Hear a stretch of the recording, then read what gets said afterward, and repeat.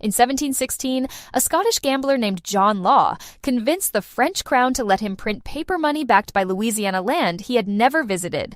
Within 4 years, the Parisians who bought his shares earned a brand new word: millionaires.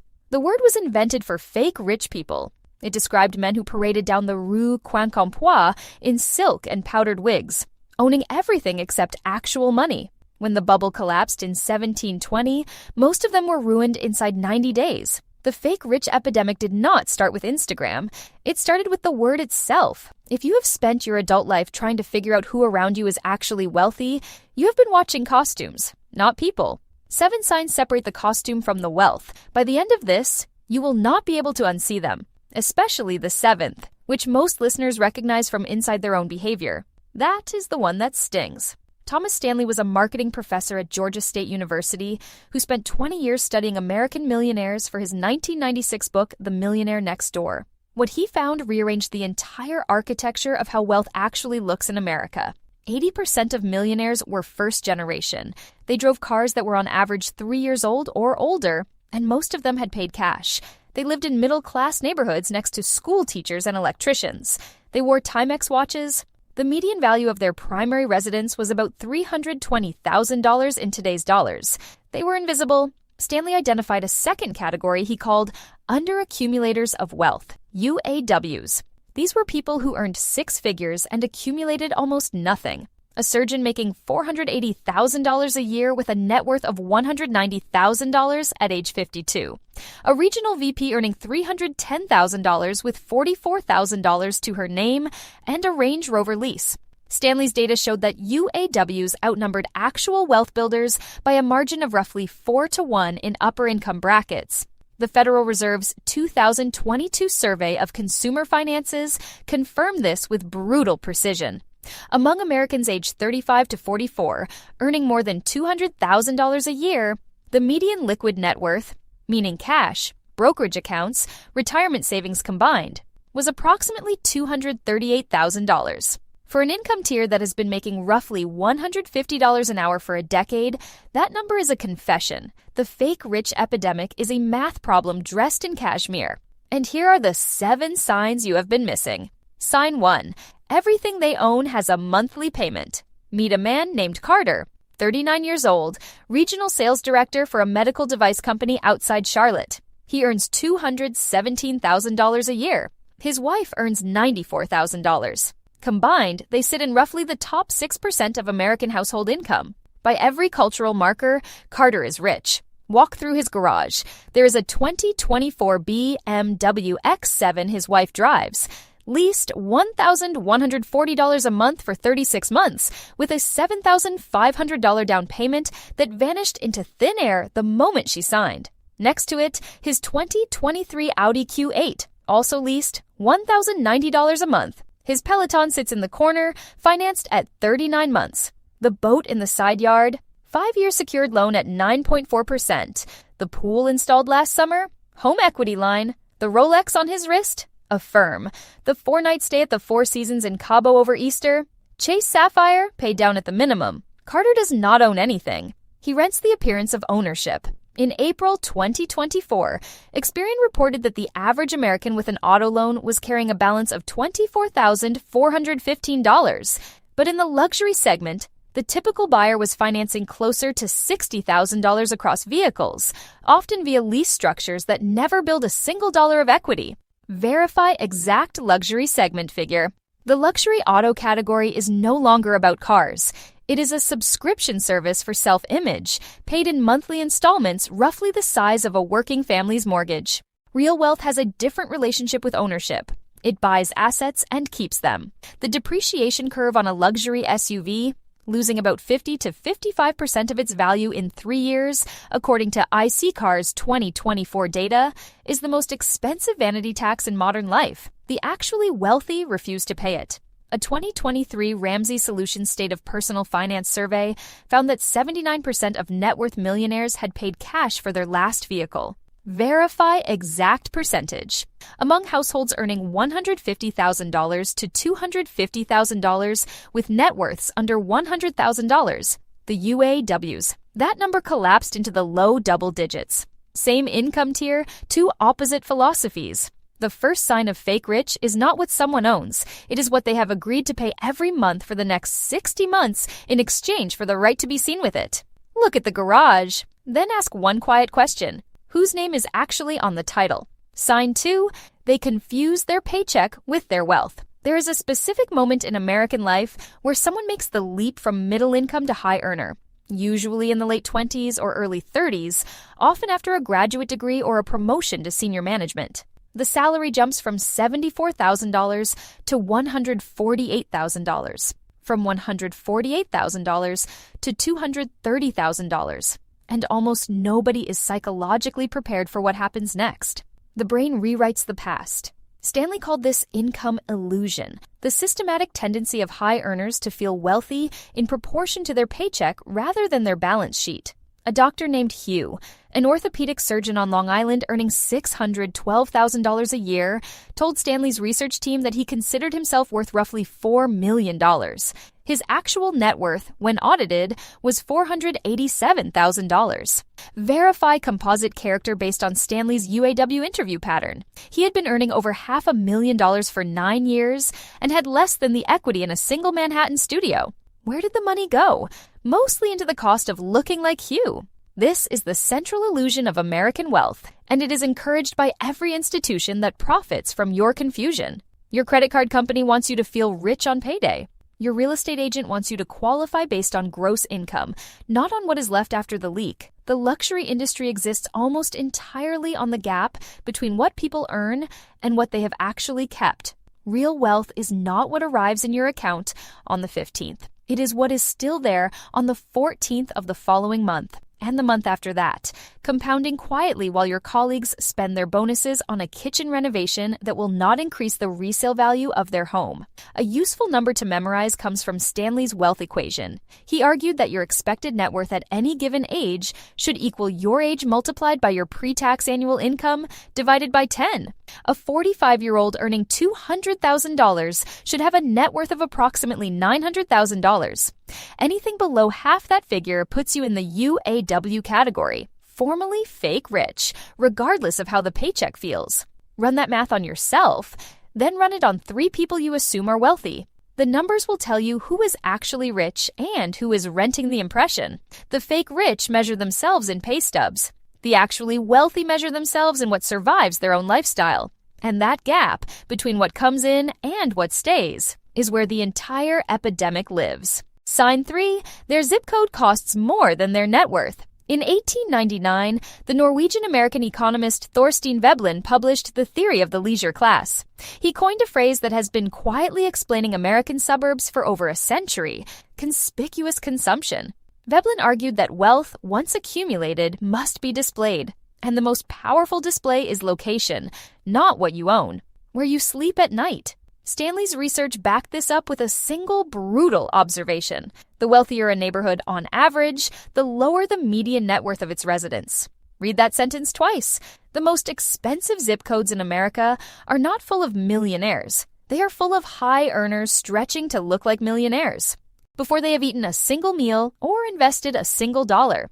Their neighbors look identical. Same cars, same vacations, same backyard photos on Instagram. They are all financially drowning at exactly the same depth. A 2024 analysis of mortgage origination data found that in the top 100 most expensive American zip codes, a significant share of buyers in 2022 and 2023 had used adjustable rate or interest-only structures to qualify, meaning they could not afford a fixed mortgage on the homes they bought. Verify specific Redfin or CoreLogic data. They were not buying houses. They were renting addresses from the bank, and the bank was charging them by the month, with the meter rising every time the Fed moved. The actually wealthy do something the fake rich find impossible. They underhouse themselves. They live in homes worth a fraction of what they could afford because they understand a mathematical truth that the high earner brain cannot accept. Every dollar in the mortgage is a dollar not in the index fund. Every square foot of granite countertop is a square foot of compounding lost forever. The address on the envelope is the loudest possible wealth signal, and that is precisely what makes it the least reliable. If you want to know who is actually rich on a given block, do not look at the houses. Look at the brokerage statements.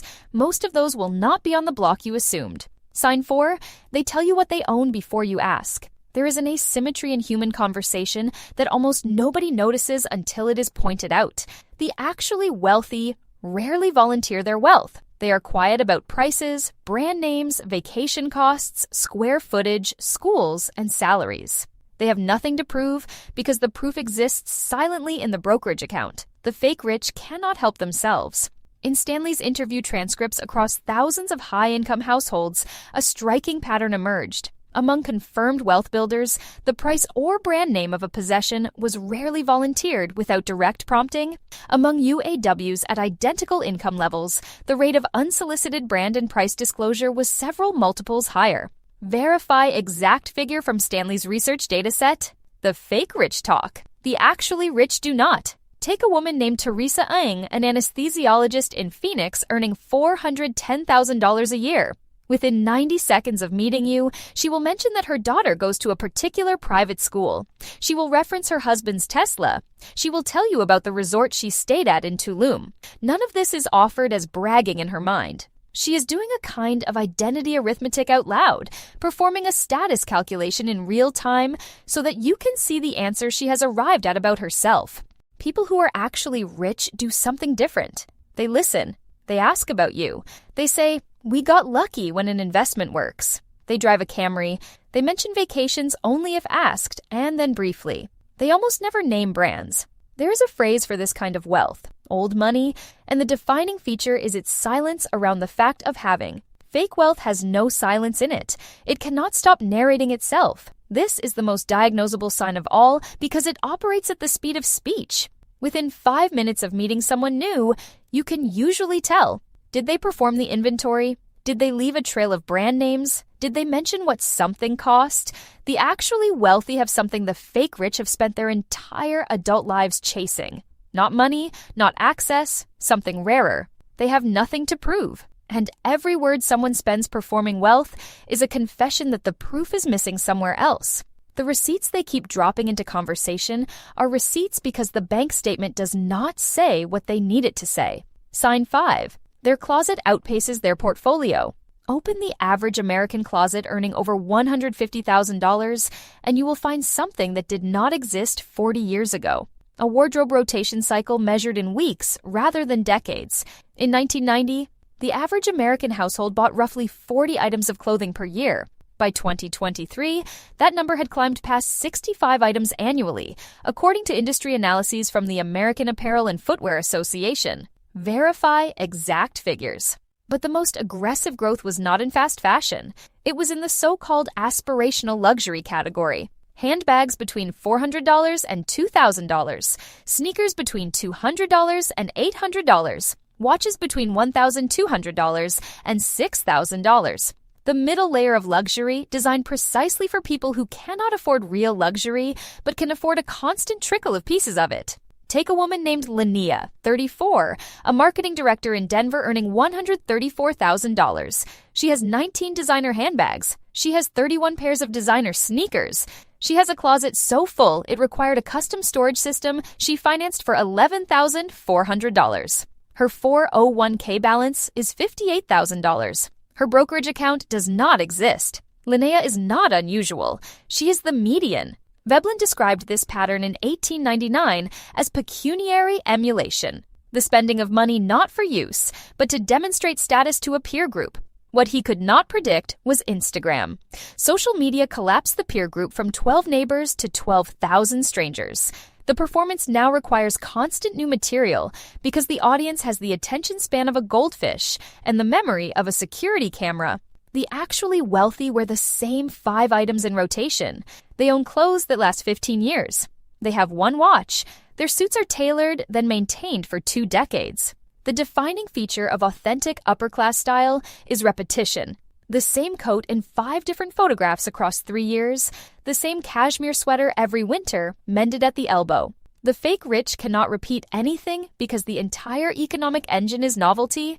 The next post needs a new outfit. The next trip needs a new bag. The closet rotates faster than the index fund grows because the closet is not an investment. It is a treadmill that runs on her self-worth and is paid for in installments. If you want to know who is building wealth, look at what they wore last week. Then look at what they wore 6 months ago. If it is the same coat, you are looking at someone who understands what a coat is for and what wealth is for, and the difference between them. Sign 6. Their generosity performs for an audience. This sign is uncomfortable because it touches something most people consider sacred, the way we behave when others are watching versus the way we behave when no one is. Economists Roland Benabou at Princeton and Jean Tirole, the 2014 Nobel laureate, published a 2006 paper in the American Economic Review on what they called image-motivated prosocial behavior. Their finding was that observable generosity and private generosity are governed by entirely different psychological systems, and that monetary incentives or audience visibility can actually reduce genuine giving by signaling to the actor that the behavior is being performed for reasons other than care. Verify specific framing of Benabou and Tirole's argument. Translate that into the language of the fake rich. They are generous in proportion to the size of the audience. They calibrate the gift to the witnesses. Take a man named Marcus, 35, a regional sales manager in Charlotte. Marcus will insist on grabbing the $340 dinner tab in front of his college friends. He will tip the bartender $80 on a $200 bill while she is watching. He will buy a round for the table. He will Venmo nothing afterward.